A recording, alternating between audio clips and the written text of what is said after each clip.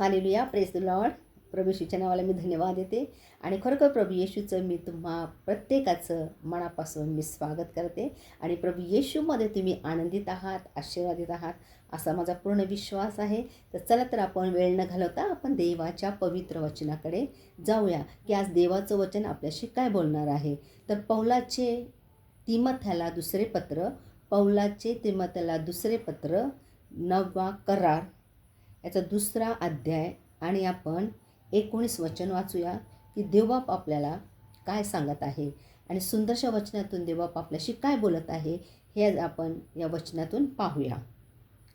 पुन्हा एकदा सांगते, पौलाचे तिमोथेला दुसरे पत्र याचा 2रा अध्याय आणि 19 वचन. तथापि देवाने घातलेला स्थिर पाया टिकून राहतो. त्यावर हा शिक्का मारलेला आहे. प्रभू आपले जे आहेत त्यास ओळखतो. प्रभू परमेश्वर आपले जे आहेत त्यांना तो ओळखतो आणि जो कोणी प्रभूचे नाव घेतो त्याने अनीतीपासून दूर राहावे.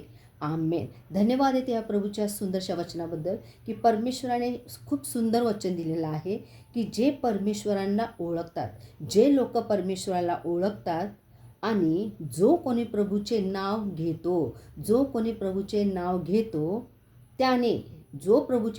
त्याने अनीतीपासून दूर राहावे. आमेन. परमेश्वराचं जो कोणी नाव घेतो, जो कोणी पवित्र आत्म्याच्या सामर्थ्याने भरलेला आहे, जो कोणी पवित्र आत्म्याच्या द्वारे प्रार्थना करतो, चिन्ह चमत्कार करतो, सर्व काही करतो, पण त्याच्या जीवनामध्ये जर दुष्कर्म असेल, वाईट गोष्टी असतील, वासना असेल, जे पण काय वाईट गोष्टी असेल, तर परमेश्वराचं वचन सांगतं की त्यांनी त्याच्यापासून दूर राहावे, त्यांनी त्या वाईट गोष्टीमध्ये पडू नये.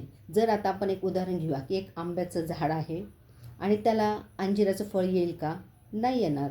तर त्या आंब्याच्या झाडाला आंबेच येणार आणि त्याचं फळ कसं येणार? चांगलं येणार.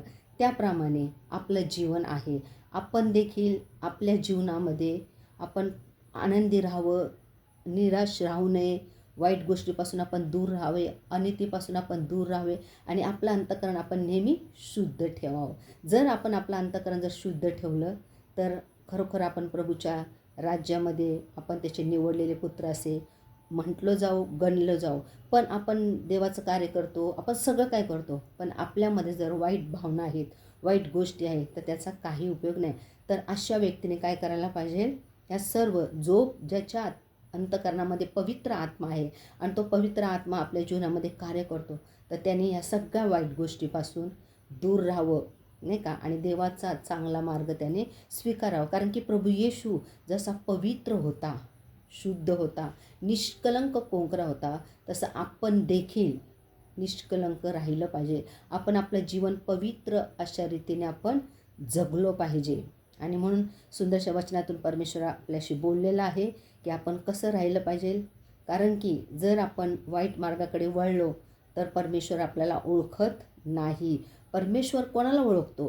की जे त्याच्या मार्गाने चालतात, त्याच्या वचनाप्रमाणे चालतात, परमेश्वराचं कार्य सिद्धीस नेतात आणि जसं प्रभूला आवडतं तसे जे लोक राहतात त्यांनाच परमेश्वर ओळखतो, त्यांनाच प्रभू येशू ओळखतो. नाहीतर प्रभू येशूच्या विरोधात जाणारे, प्रभू येशूच्या वचनाप्रमाणे न वागणारे, त्यांना परमेश्वर ओळखत नाही, ते सगळे नाकारले जाणार आहे.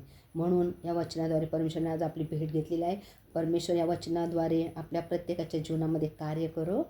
आमेन. God bless you.